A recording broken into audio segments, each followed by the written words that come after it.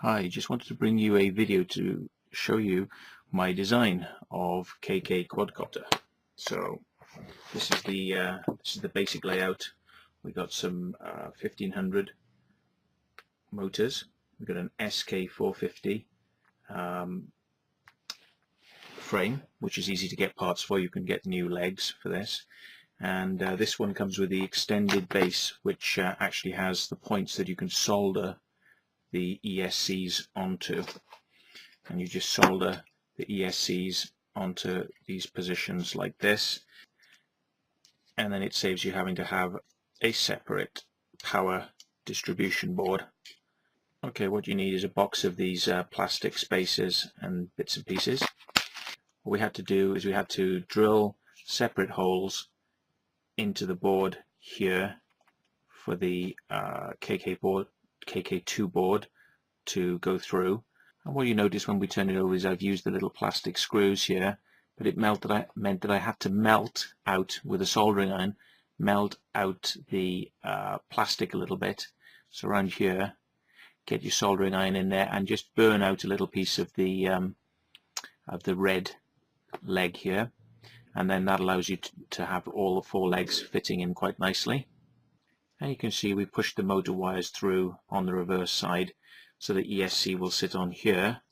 But what we've done as well is the motors tend to come with these little banana plugs, mini banana plugs on them, but the ESCs don't have those, so I've actually gone out and purchased some, and they come with little plastic connectors. Well, I've thrown the plastic connectors away, and what I'm going to do is when I connect these up from there to there like this, I'm going to put heat shrink along here, and when I connect them up I'm going to push the heat shrink over, and then heat shrink them so they're nice and tight. When the whole thing is put back together, this plate will fit on here.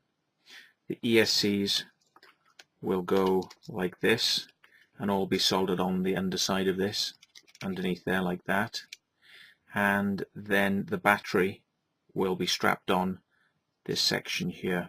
What I've done with this, which is why I really wanted to show you the video, is a slightly different setup for the KK2, and I thought some people might like to see this. Is I've used the spacers here and another longer spacer there, and then I've actually made a piece of perspex which is on the top.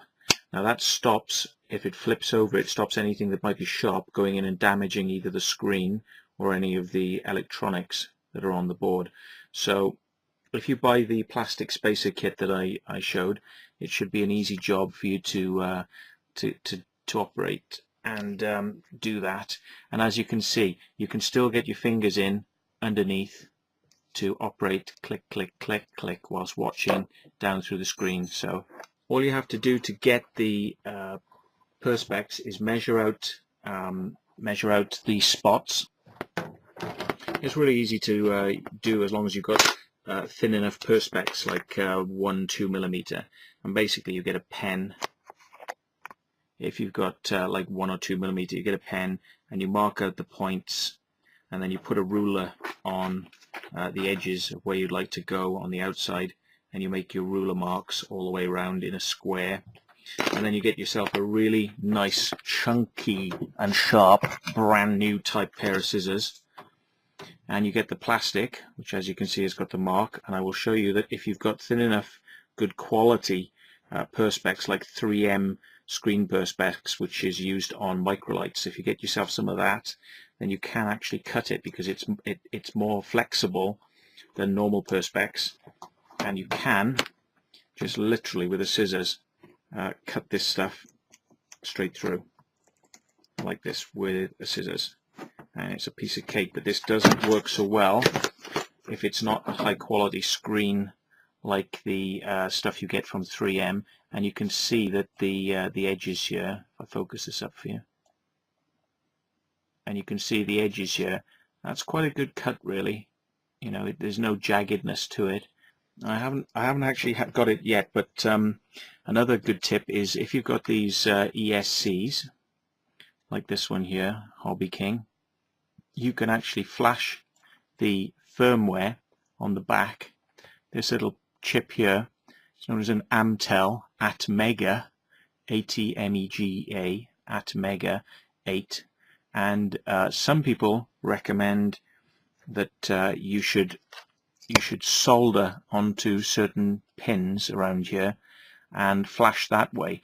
However, I found, and I will show you a screen, Hobby King have a thing called a flash tool, and basically all you have to do is cut off the plastic wrapping here, the plastic, and peel it back, and you literally press from the top down, like this screwdriver. It's like a little cup, and it presses on the top and it touches all the pins. So you press it down, it makes contact with all the pins, and then you flash, and then literally hand pressure will be enough to kind of do this, and then you flash it. It takes a couple of seconds, and then you release pressure and pull it off.